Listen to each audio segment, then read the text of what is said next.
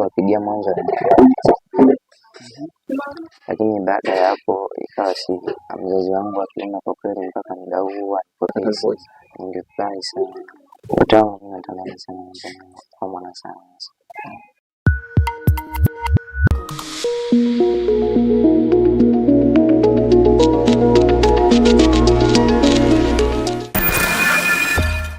Kwa majina mimi naitwa Paulo Simon Shimba, nimetokea wilaya ya Mpimbwe, kata ya Mbede, kijiji cha Mbede, kitongoji cha Msisi.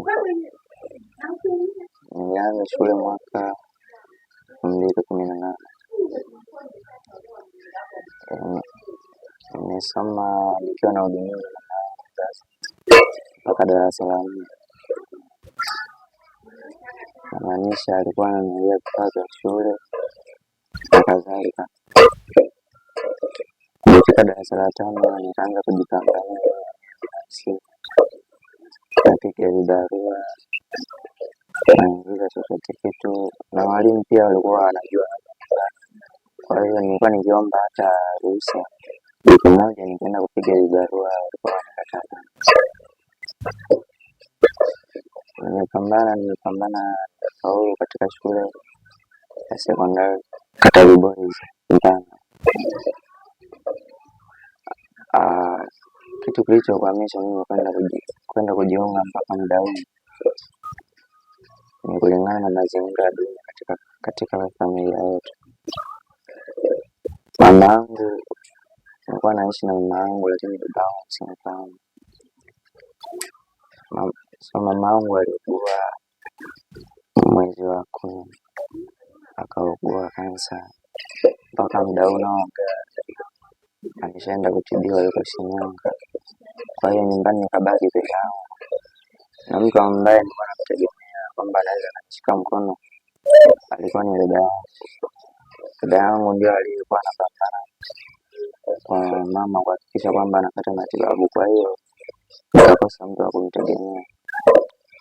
Kwa hiyo baada ya hapo nikapiga simu kwa mwalimu mkuu wa shule ya sekondari Katavi Boys, nikamwomba ushauri, akaniambia kiongozi wangu wa kata. So nikaanza nao, nikaongea nao, wakakubali kwamba watanisaidia. Siku zikawa zinaenda, sioni mwafaka wowote, siku zinaenda. Mwishowe nikabidi nitafute namba za mjomba wangu. Nilipozipata nikamweleza, japo na yeye ni mgonjwa, alishaugua mguu. So akaniambia, wewe ni mwanangu, njoo tutapambana hivyo ili kusudi wewe kwenda shuleni. So nimekuja mpaka muda huu niko hapa. Baada ya siku kabla ya leo nilimpigia mwalimu asubuhi, nikamwambia kwamba mimi shuleni nachelewa kuja kwa sababu bado vitu vyangu havijakaa vizuri. Ule ushauri ulionipa nilifanyia kazi, lakini watu maalum ndio kuelekea hiyo taarifa ni kama wana majukumu mengi, kwa hiyo wanakosa nafasi ya kufuatilia swala langu. So nikamaliza nikamwambia kwamba wiki ijayo labda naweza nikaripoti, akanikubali. Baada ya muda mfupi nikapigiwa na mwalimu, akajitambulisha kama patron, akaniuliza niko, nikamweleza kwamba niko hapa Mpanda, niko Zanzibar. Akakata simu. Baada ya muda kidogo, mida ya saa 10 nikapigiwa simu. Nilipopokea ndio nikaambiwa kwamba anaongea na katibu wa vijana. Akaanza kuniuliza kuhusu kwa nini mpaka muda huu sijaripoti shuleni. Nikamweleza kama ilivyo, nikamweleza akaniambia unahitajika muda huu kuja hapa mjini, Mpanda mjini, katika ukumbi wa manispaa. Uje na huyo mlezi wako. So nikaenda na mlezi wangu. Nimefika pale, nimeenda na fomu yangu, akachukua baadhi ya vifaa au vitendea kazi vya shule, akaandika katika karatasi, akaniambia kwamba hivi hapa nitaenda kusaidia kununua, lakini baadhi ya vitu vingine tutapambana wewe mwenyewe vile vidogo vidogo. So tukaelewana hivyo, tukarudi nyumbani. Ndio mpaka sasa hivi tuko kwenye mpango kwamba tupambane tupate hivi vitu vidogo vidogo ili kusudi niweze kwenda shuleni. Okay, sawa. Changamoto za maisha ya familia yako zilikuwa zipi katika suala la kugharamia elimu yako? Mama yangu mimi kiukweli umri umeenda sana. Kwa hiyo umri umeenda sana, nilikuwa namtegemea kwa kipindi cha nyuma, lakini baadaye nilipokuwa na mimi naanza kujitambua, kabidi mimi mwenyewe niwe napambana na yeye huko akishughulika kwenye swala la chakula, lakini kwenye swala la kuhusu shule nilikuwa najipambania mimi binafsi. Na kuna kipindi ilifika mama yangu akaona hali inazidi kwangu, akaniambia niache shule, lakini mimi sikuungana naye kwa sababu sikutaka kabisa kuacha shule. Kabidi tu niwe napambana. Hata walimu wangu wa shule ya msingi kuna baadhi ya watoto walikuwa wakinisaidia mpaka kufikia hapa. Ndio hivi. Unaeleza kwa upande wa mzazi wako wa kike, vipi kuhusu mzazi wako wa kiume? Mimi historia yangu ya kuzaliwa mzazi wangu wa kiume yuko, lakini simfahamu, japo nilipata namba zake na kupigia akasema atanisaidia, mpaka sasa huwa hapokei simu zangu. Kwa hiyo nikaachana naye tu, kabla nitafute njia nyingine. Kwa namna unavyofahamu yuko wapi?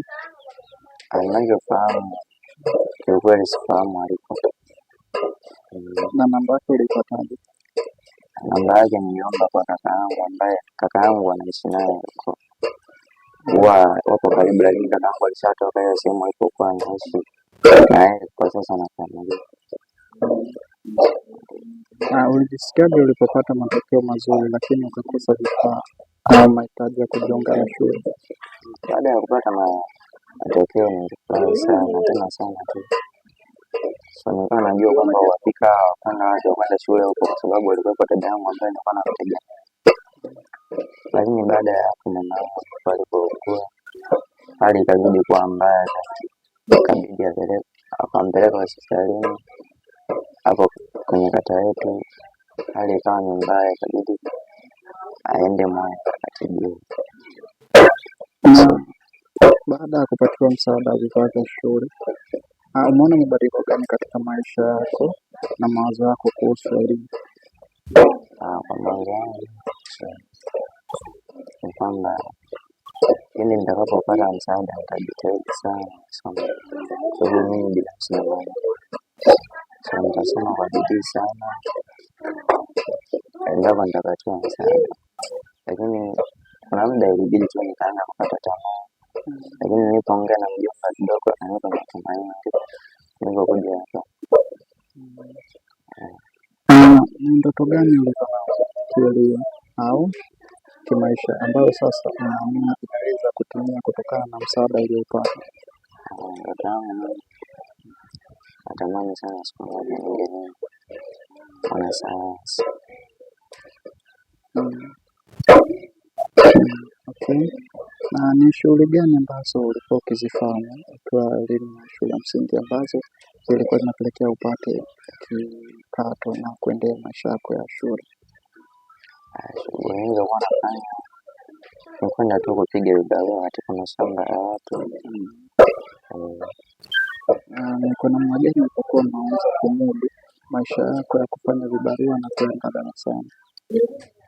Shuleni nilikuwa nikitoka kwenye vibarua baada ya muda, kwa sababu mamangu alikuwa nilishatoka kama ni jioni, naingia na kufanya usafi na osha vyombo, napika. Baada ya kupika muda wa kulala najisomea. So kukicha kama bado labda kuna sehemu nahitajika sijamaliza kibarua changu na kumaliza, kishamaliza narudi shule. Kuacha shule kwenda shule wiki moja kwangu ilikuwa ni kitu cha kawaida tu. Na ni kwa namna gani ambayo wanafunzi wako walikuwa wanakuchukulia? Wanafunzi wenzangu mimi nilikuwa naishi nao vizuri tu, karibia tu, kwa sababu darasani kwetu tulikuwa wanafunzi 59, wavulana 19 na wasichana 30. 30 na 41. Tuko tunaishi vizuri tu, kama wiki nzima siji shuleni, marafiki zangu wakitoka shuleni nakuja kuomba daftari naandika mada niliyosoma, naendelea kupitia hivi nikiwa Okay, sawa. Una ujumbe gani kwa watu waliokusaidia na kwa wanafunzi wengine wanaokata tamaa kutokana na ugumu? Una ujumbe gani kwa watu waliokusaidia? Okay, ujumbe ni kwamba mimi nashukuru sana kwa msaada wao, lakini pia hapa kwa Tanzania nadhani siko peke yangu ambaye napitia hizi changamoto. Tuko watu mbalimbali, japo kinachotupanga ni tu kukosa ile nia na kukosa kwamba nishike wapi nitokee wapi.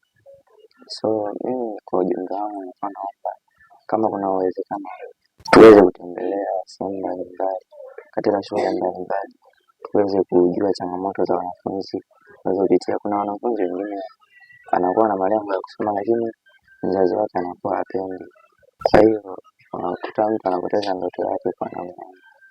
Na ushauri wako ni upi kwa wanafunzi ambao wanakata tamaa kutokana na ugumu wa maisha? Ushauri wangu ni kwamba wasikate tamaa, lakini pia wawe wadadisi sana kwa viongozi, sababu ukitegemea kwamba kila kitu kwa mzazi, kama mzazi hapendi usome, usimtegemee sana. Kuna muda jitegemee mwenyewe, lakini kuna muda kwamba shirikisha na walimu. Na vipi, kuna muda uliwahi kukata tamaa kutokana na ugumu wa maisha uliokuwa ukiukabili?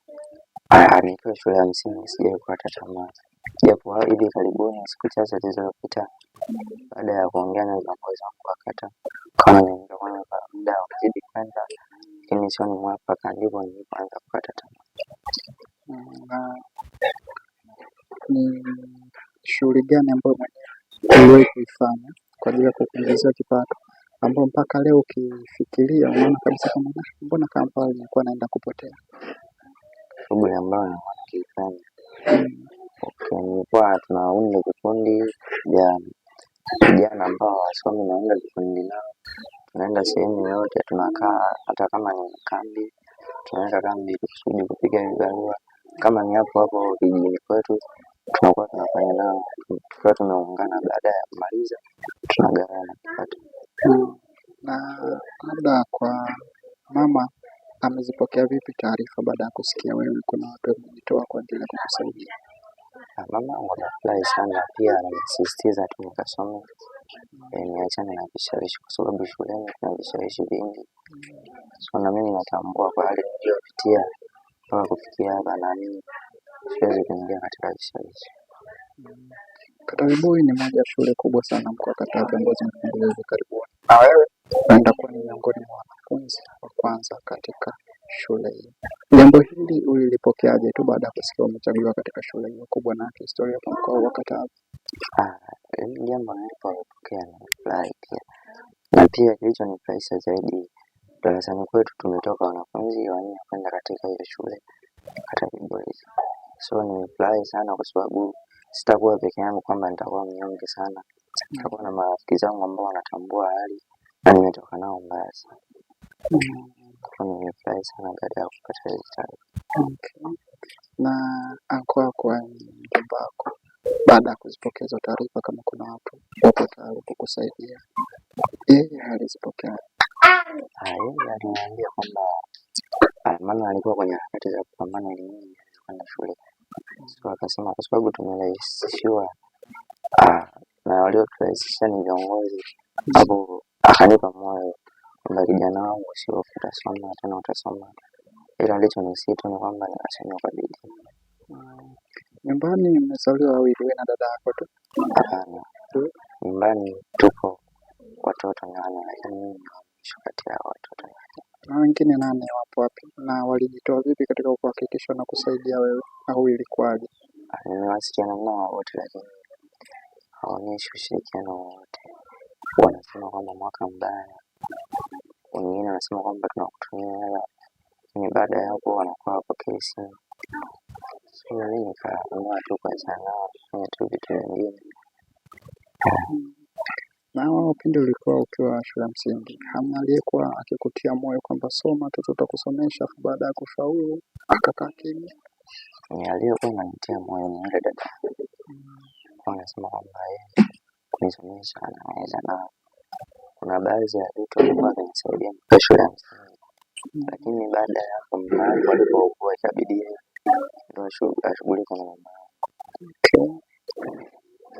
Basi sawa, sisi acha tuendelee kutia moyo kupitia hicho chote ulichokipitia, na tuna imani utafanya vizuri sana. Ni wewe sasa, ni namna gani ambavyo umejipanga kwenda kuishi na wanafunzi wenzio? Kama ambavyo unafahamu, shule imekuwa ni moja ya sehemu ambazo mtu anaweza kafika na maisha yake yakabadilika kwa kuiga tabia ya watu wengine. Sijui kwa upande wako. Kwa upande wangu mimi naomba Mwenyezi Mungu anisaidie nikawa ni mfano bora kwa wanafunzi wengine. Naweza nikawa chanzo ama nikashauri watu wanaoweza kujiunganisha katika magrupu yasiyofaa. Pia ilishindikana, nadhani shuleni kuna uongozi, so naweza nikafikisha taarifa ndio ya uongozi.